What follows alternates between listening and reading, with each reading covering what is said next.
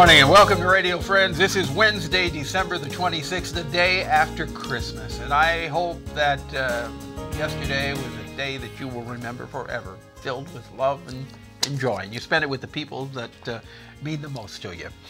And I've got somebody special to meet, Mel Zelenak. Good to have you here, Mel. Merry Christmas again, probably for the last time, and Happy New Year. Right, okay.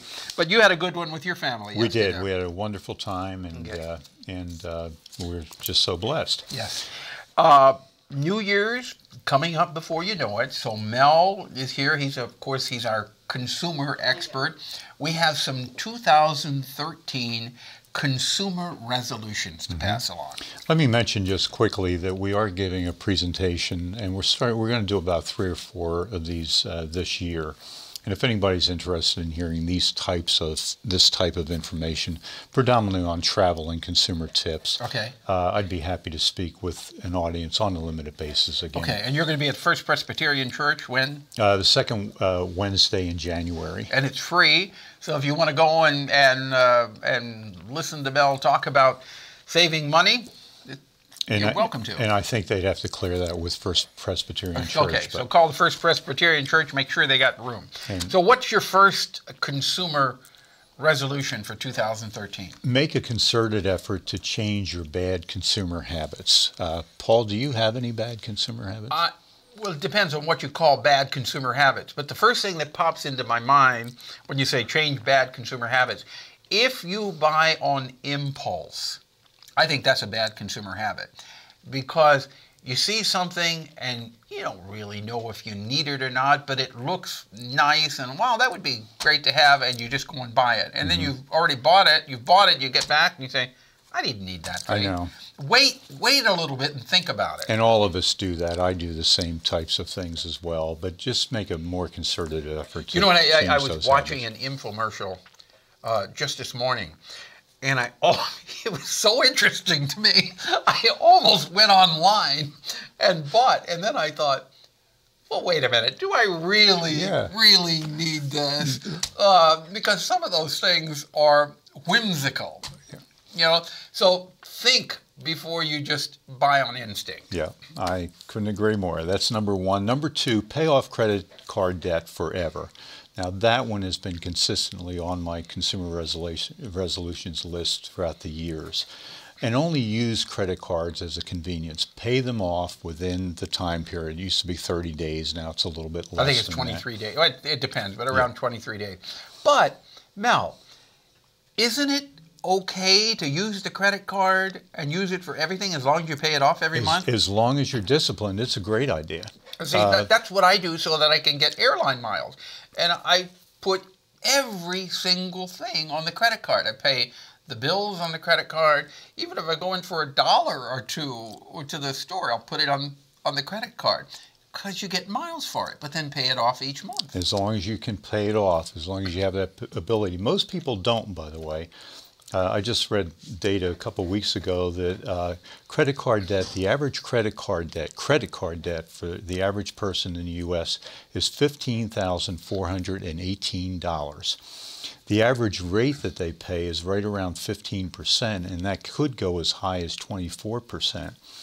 If you take that $15,418 and you make minimum monthly payments, which in this case would be $385.45, how many months do you think it would take to pay that off? Oh, I think it could take 10 to 15 years to pay it off. 32 years. 32 years? Yes. Okay. Well, so, it'll say that. That's the average consumer. Yeah. And it'll tell you that on your credit card statement now when you get it. Now, Travis, somebody like that would have more debt. Okay. Number 3. Try to always have options in the marketplace. Before you even talk with a seller, Paul, it's a good idea to know what price you're willing to pay, and it's very easy to do that. You can compare websites. You could even, I call it anymore, DuckDuckGo.com. That's a substitute for Google, and it's a better one because you don't need, you won't get a lot of traffic. You know, Mel, over the years I've listened to so much of what you've said, and this is really true. I try to do my homework. If I'm going to do a big ticket item that you have to do, I try to do research on it. And the internet is a wonderful place to do the research. And then, as he said, know what you're willing to pay. And one thing that you have said over and over again, Mel, and I listened to you this past summer, negotiate. Yes. Everything is negotiable. And it works, doesn't it? It does work. You've got to, but you've got to be willing to put some time in for a little bit of homework and then negotiate. That's right. And most companies will negotiate with you. Yes. And especially, by the way, if they know you have the firm real price. You can buy a new car anymore on the internet from a dealer 3,000 miles away or 2,500 miles away.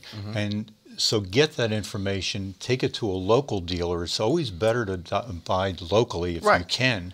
And try and get them to match the price. And very often they will. Negotiate. We got time for maybe one more. Okay. Become an informed consumer, and that's simply spend an hour or so a week going on consumer websites, going to the library, and so forth. And I will skip to the bottom one because that's the one that's most important. And that is, this is my favorite, understand that quality time with your family and friends is far more important than stuff. Make that quality time with your loved ones your highest priority. I like that. Quality time with your family and friends is more important than stuff. Yes. Okay. Absolutely. How many other consumer reports, resolutions do we you have have there? 5 more, and if we can cover 1 or 2 more, if we don't have the time, we got we'll a cover minute them here. next Go time. ahead, put 1 more in. Consider low-fee mutual funds, and we've talked about this a number of different times. Basically, Vanguard is one of my favorites, and you could buy from them directly. A no-load mutual fund that possibly is broad-based is probably one of the best buys in investments for the average consumer. You know what? Next time you come back, why don't we continue with the other 5 that consumer resolutions that we didn't get to today? That sounds great. All right. And if you want more, information on this, Mel will be happy to answer questions for you. You can contact you where? I'm at cruz@centurytel.net. Okay. A retired professor with the University of Missouri in economics, and saved me a lot of money over the years. Well, I appreciate it, and you've been a great friend, Paul. Thank you, Mel. We're out of time for today. Tomorrow, Missouri Cures and Columbia Values Diversity Celebration Breakfast is our topic. Program directed by Travis McMillan, Reynolds Journalism Institute. Audio is Pat Akers from KBIA. Our floor director is Elizabeth Hayton, and our assistant producer and guest coordinator, Uncle James Mauser. Drop me an email, something you'd like to hear or see, pepperp@missouri.edu. Bye-bye.